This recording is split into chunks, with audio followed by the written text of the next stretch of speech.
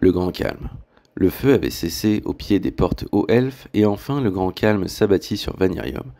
Une pause inattendue dans le tumulte des conflits. Pendant 12 ans, les démons cessèrent d'attaquer le continent, permettant au peuple de respirer et de reconstruire ce qui avait été détruit. Conscients de la menace persistante des démons, même pendant le grand calme, les hauts elfes entreprirent une campagne énergique pour éliminer les dernières poches de résistance démoniaque à leurs frontières. Guidés par les maîtres de la magie elfique, les hauts mages déployèrent des enchantements puissants pour détecter les vestiges démoniaques dissimulés. Les forces elfiques, combinant leur maîtrise des armes étincelantes et de la magie, lancèrent des raids précis et coordonnés. Chaque recoin de frontière elfique fut scruté, chaque retraite démoniaque poursuivie avec détermination. Les hauts elfes, déterminés à sécuriser leurs terres, éradiquèrent les dernières petites troupes de démons, contribuant ainsi à l'établissement de la paix qui s'ensuivit. Cependant, même dans cette apparente tranquillité, l'ombre de démons planait toujours, comme une menace latente. Les terres marquées par les cicatrices de la guerre se remettaient lentement des assauts démoniaques. Les elfes des bois ayant repoussé l'attaque de Golgurt travaillaient à restaurer leur forêt à l'est, autrefois luxuriante. Les hauts elfes, après avoir défendu leur cité magique, consolidaient leur défense et approfondissaient leurs connaissances mystiques. Pendant cette période, les peuples de Vanirium s'efforcèrent de renforcer leurs alliances et de préparer leurs armées en prévision de la reprise des hostilités. Les hauts elfes et les elfes des bois, malgré leurs tensions passées, reconnaissaient la nécessité de s'unir face à la menace commune. Une grande assemblée fut convoquée au cœur de la majestueuse cité elfique d'Iride alors. Leurs seigneurs et les sages, parmi les hauts elfes, convergèrent vers le lieu sacré, où les tours d'argent se dressaient comme des sentinelles magiques. Les portails sacrés s'ouvrirent pour accueillir les nobles elfes, parmi lesquels Illumis, le sage seigneur de la cité. Même le haut elfe, roi des elfes, Elrod, dont la sagesse transcendait les âges, répondit à l'appel de l'assemblée. Le conseil se tint dans une salle aux colonnes élancées, où la lumière magique dansait comme des étoiles capturées dans le marbre. Les seigneurs elfiques vêtus de robes tissées de fils d'argent prirent place autour d'une table ornée de symboles elfiques anciens. Illumis, portant le fardeau des récents conflits, participait au conseil, ses yeux empreints de la gravité des événements récents. Elrod, le haut roi, siégeait en tant que guide et gardien, son regard sage scrutant l'assemblée. Pour la première fois, un elfe des bois se tenait parmi eux, Telerion. Le vieux sage qui avait triomphé de Golgurt était invité à témoigner de l'expérience des elfes des bois face à la menace démoniaque. Sa présence, rare à une assemblée aussi prestigieuse, suscita le murmure respectueux parmi les hauts elfes. Telerion, avec sa démarche calme et noble, s'avança pour partager son récit. Il narra la bataille où la lumière elfique avait triomphé des ténèbres démoniaques, expliquant comment la nature elle-même s'était dressée pour repousser Golgurt et ses hordes. Les seigneurs elfiques écoutèrent attentivement, absorbant les leçons de Telerion. Les sages Otchelin échangèrent des regards empreints de compréhension, reconnaissant la valeur de l'alliance entre les différents peuples elfiques.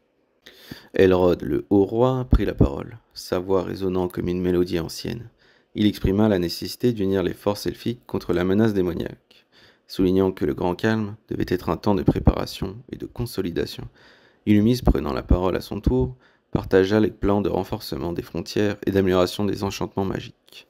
Les seigneurs elfiques discutèrent des tactiques et des stratégies, tandis que Telerion offrait des perspectives uniques basées sur l'expérience des elfes des bois. Ainsi, l'assemblée des elfes, réunissant des esprits brillants et des héros de guerre, scella un pacte d'unité. Dans le clair-obscur de la salle, les elfes se préparèrent à affronter l'ombre qui planait au-delà du grand calme, sachant que leur avenir serait forgé par l'alliance entre les peuples elfiques.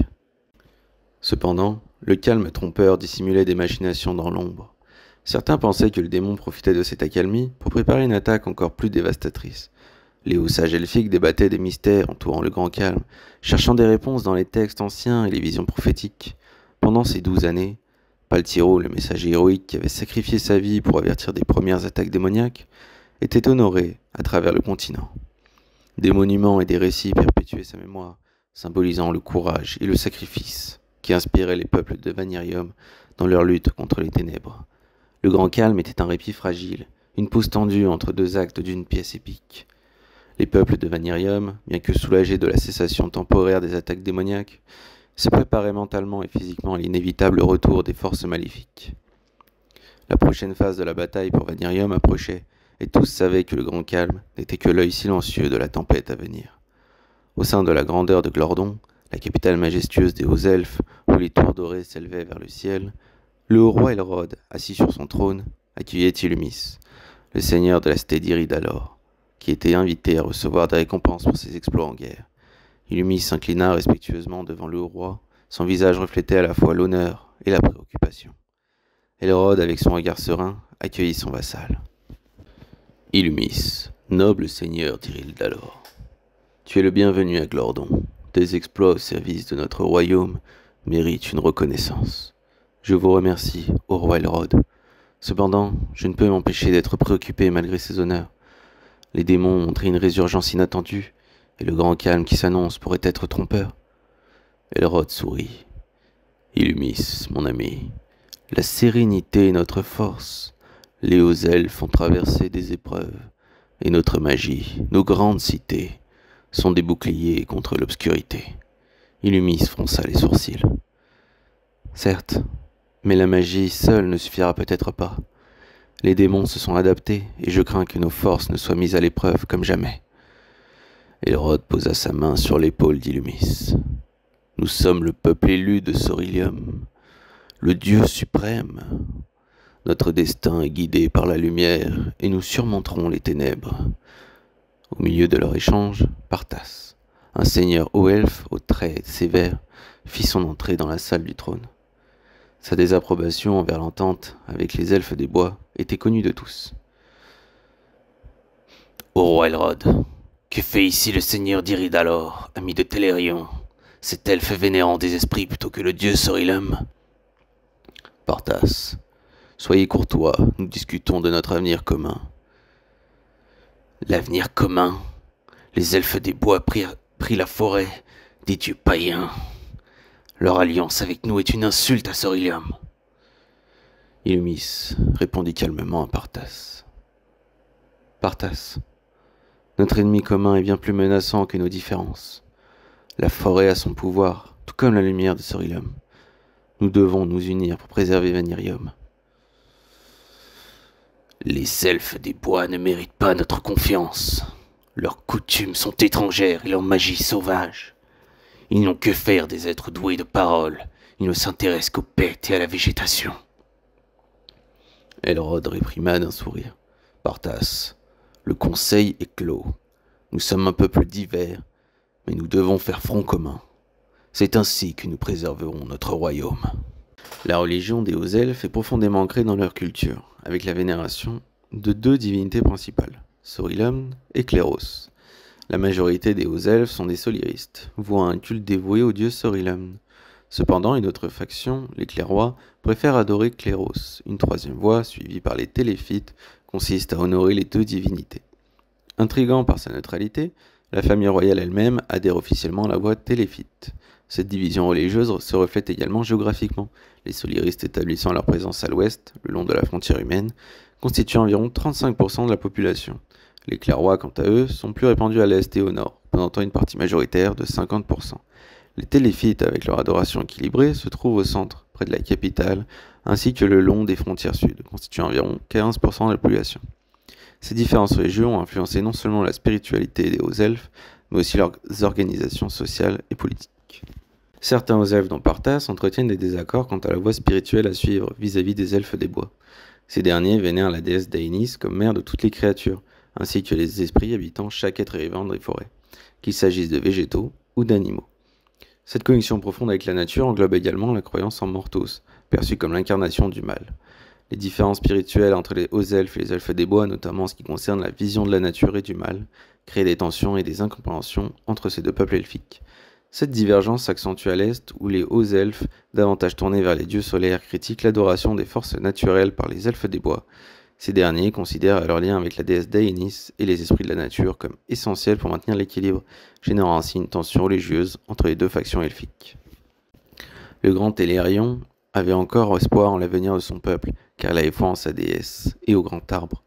C'est au cœur du territoire des elfes des bois, au sein d'une forêt majestueuse où la nature s'épanouit en une symphonie vivante, que se dresse l'arbre sacré. Cet ancien géant, parmi les plus grands arbres de Vanirium, se dresse comme un pilier de sagesse et de puissance, au milieu du royaume elfique. L'arbre sacré est un être vénérable, son écorce éclatant dans des teintes de vert profond, ornée de mosaïques de lichens aux couleurs chatoyantes. Ses branches s'étendent gracieusement dans le ciel, créant un dôme naturel qui abrite une flore variée et des créatures pacifiques. Les feuilles de l'arbre sacré résonnent doucement avec le murmure du vent, créant une mélodie apaisante qui berce la forêt. À la base de l'arbre sacré, les racines tissées dans le sol forment un réseau complexe, alimentant l'arbre géant de l'énergie vitale de la terre. Les elfes des bois considèrent cet endroit comme le cœur spirituel de leur royaume, un lieu où la magie de la nature s'entrelace avec la déesse Daenis et les esprits de la forêt.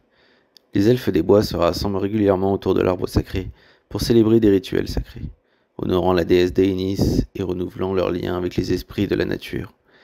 Des autels de pierre, ornés de symboles elfiques anciens, encerclent l'arbre, servant de point de connexion entre le monde matériel et le monde spirituel. L'arbre sacré a acquis une signification encore plus profonde après avoir miraculeusement survécu aux flammes démoniaques qui ont ravagé une partie des terres elfiques. Considéré comme un don divin et un symbole de résilience, l'arbre sacré est devenu le lieu central où les elfes des bois puisent l'espoir et la force nécessaires pour reconstruire et protéger leur royaume. La préservation du grand arbre est désormais une responsabilité sacrée pour les elfes des bois, et sa splendeur éternelle incarne la vitalité de leur lien avec la nature. 12 années s'étaient écoulées depuis la dernière attaque des démons, plongeant le monde dans une période de quiétude qui touchait à sa fin, en l'an 77. Le grand calme, comme un répit fragile au milieu des conflits, laissait présager un changement décisif sur le point de s'abattre sur le monde. Les peuples de Vanirium se tenaient sur le seuil d'une nouvelle ère, prêts à affronter les défis à venir et à faire face aux forces obscures qui avaient marqué leur histoire récente. Les cicatrices de la guerre étaient encore visibles, mais l'espoir et la détermination étaient ancrés dans le cœur des habitants, prêts à forger un avenir différent. Le monde retenait son souffle, conscient que les prochains événements allaient redéfinir le destin de tous.